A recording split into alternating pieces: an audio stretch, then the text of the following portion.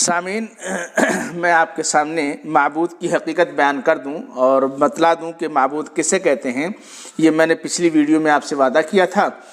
تو معبود اس سے کہتے ہیں جس کی عبادت کی جاتی ہے،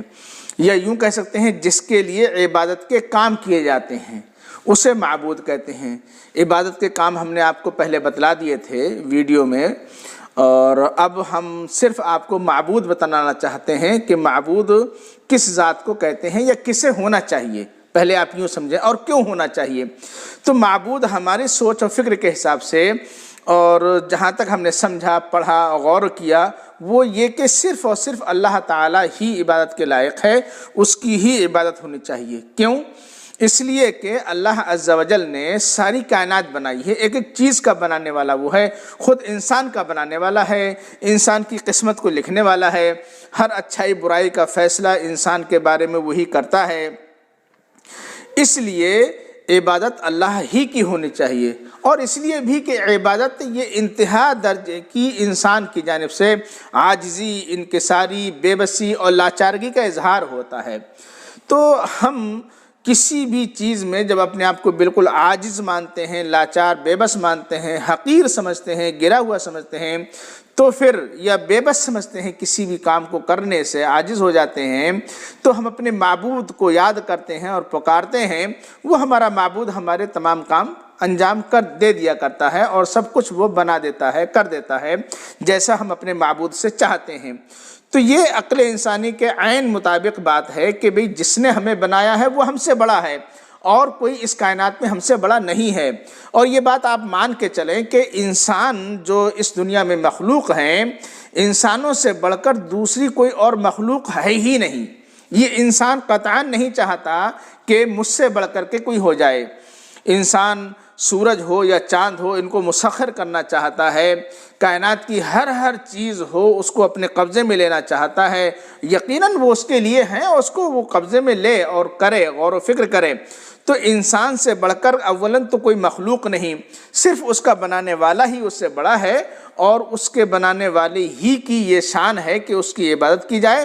اور اسی کو ہی اپنا معبود سمجھا جائے۔ ایک وجہ تو یہ ہوئی۔ دوسری وجہ ہم آپ کو اس لیے بھی بتلانا چاہتے ہیں کہ کوئی بھی شخص، میں ہوں، آپ ہوں، کوئی بھی ہو، معبود بنانا کسی کو کیوں چاہتے ہیں، یعنی کسی کی عبادت ہم کیوں کرنا چاہتے ہیں، یہ بھی ذرا سمجھنے والی بات ہے۔ تو عبادت کرنے کی وجوہات جو ہو سکتی ہیں، تو یا تو ہم اس وجہ سے عبادت کرنا چاہتے ہیں کہ بھئی یہ ذات بہت پاورفل ہے، بہت زیادہ بڑی ہے اور بہت طاقتور ہے، لہٰذا بھی اس کے سامنے جھکنا چاہیے، عبادت اس کی کرنی چاہیے۔ یا پھر اس لیے کہ یہ اس کے کارنامے بہت بڑے بڑے ہائی لیول کے ہیں، اور اس سے زیادہ اچھا کوئی دوسرا کر نہیں پا رہا ہے، اور پھر یہ کہ بہت بڑا مالک ہے، ہر چیز اس کے قبضے میں ہے، سب سے بڑا مالک ہے، اس وجہ سے، یا ہر قسم کی اچھائی وہ کرتا، نفع و نقصان کا اگر مالک ہے تو صرف وہی ہے۔ تو جتنی بھی برائیاں ہیں سب اس کے قبضے میں ہیں، جتنی بھی اچھائیاں ہیں سب اس کے قبضے میں ہیں، تو اس وجہ سے انسان کرنا چاہتا ہے۔ تو اگر ان سب پر ہم غور کریں گے تو ہم دیکھیں گے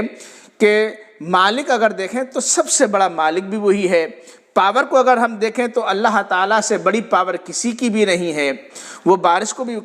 برساتا ہے، ہواؤں کو بھی چلاتا ہے، پہاڑ بھی اس نے بنائے ہیں، پانی بھی اسی کا بنایا ہوا ہے، پانی کے اندر جتنی بھی مخلوقات ہیں، چیزیں ہیں، زندہ یا مردہ جو کچھ بھی ہیں، سب اسی کی بنائی ہوئی ہیں۔ آسمان اس نے بنائے، انسان، جنات اور تمام جانور، ہر قسم کے کیڑے مکوڑے، پیڑ پودے، سب اس کے اپنے بنائے ہوئے ہیں۔ ہر چیز کا ذرے ذرے کا مالک اگر آپ دیکھیں گے تو پائیں گے کہ واقعی اللہ تعالیٰ ہی ہے، دوسرا کوئی اور اس کا مالک نہیں ہے ان چیزوں کا۔ انسان اس کی بنائی ہوئی چیزوں سے فائدہ تو کر رہا ہے، اٹھا رہا ہے، فائدہ حاصل کر رہا ہے، یا ان کو دوسری شکل دے دیتا ہے، لیکن اپنی طرف سے کچھ نہیں پیدا کر سک رہا ہے۔ یہ انسان بے بس ہے، لہٰذا سب سے بڑا مالک بھی وہی ہے، پاورفل بھی وہی ہے، جو چاہتا ہے وہ کرتا ہے، اور سب کچھ اسی کے کرنے سے ہوتا ہے۔ انسانوں کی بگڑی چاہے بنائے تو وہ بناتا ہے، اور کسی کی بنی ہوئی کو بگاڑنا چاہے تو وہ بگاڑ دیتا ہے۔ ہر کچھ سارے کام اللہ عز و جل ہی کرتا ہے، کوئی دوسرا اور کرتا بھی نہیں ہے۔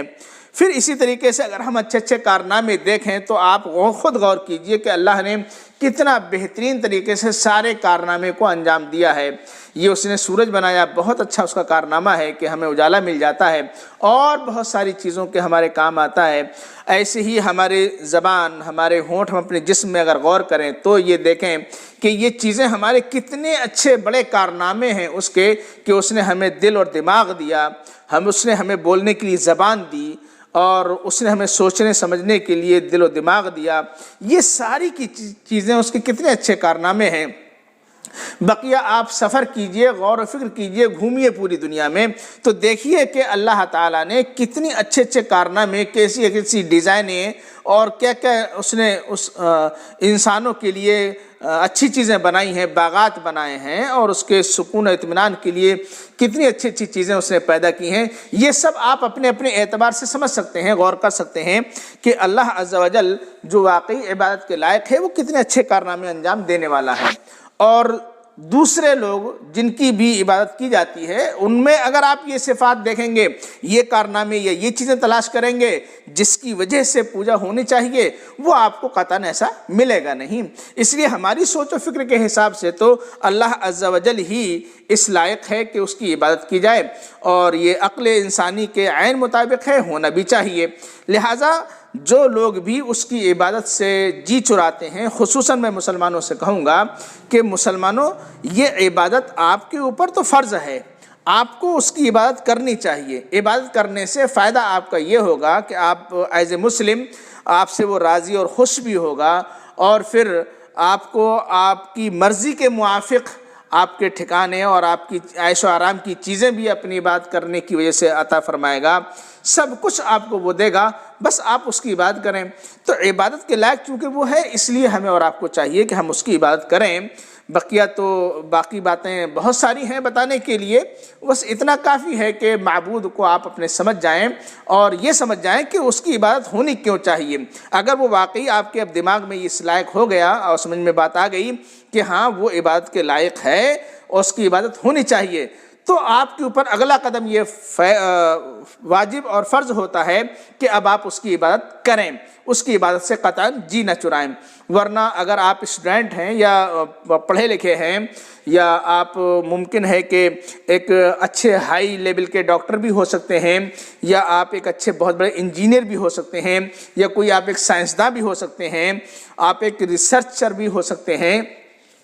تو جن جن چیزوں میں آپ ریسرچ کر رہے ہیں، چاہے پیڑ پودوں سے آپ ریسرچ کر رہے ہیں، چاہے آپ انسانی باڈی کی ریسرچ کر رہے ہیں، یا جانوروں کی جسموں کی ریسرچ کر رہے ہیں، وہاں آپ دیکھ سکتے ہیں کہ اللہ عز و جل جو ہے پیدا کرنے والا، اس نے کس ڈھنگ سے، کس کارنامے سے ان چیزوں کو بنایا ہے، اور واقعی اس ڈھنگ سے بنایا ہے کہ کوئی دوسرا اس میں رد و بدل بھی نہیں کر پاتا ہے، اور یہ کہ کوئی دوسرا اس میں سیندھ ماری بھی نہیں کر پاتا ہے کہ صاحب ہم اس میں اپنا کچھ سیندھ ماری کر سکیں، اس میں کچھ چینجنگ کر دیں، یا اس میں کچھ گھٹا بڑھا دیں، کچھ اور اپنی دخل اندازی کر دیں، کچھ بھی نہیں کر پا رہا ہے۔ سارے کے سارے اس کے سامنے عاجز بھی ہیں۔ اس لیے آپ کو سمجھنا چاہیے کہ واقعی یہ سب کارنامے جو کچھ بھی ہم اپنی ریسرچ میں دیکھ رہے ہیں تو عبادت کے لائق اللہ ہے، اور شوق سے آپ کو پھر اس کی عبادت جھوم کر کے کرنی چاہیے، اور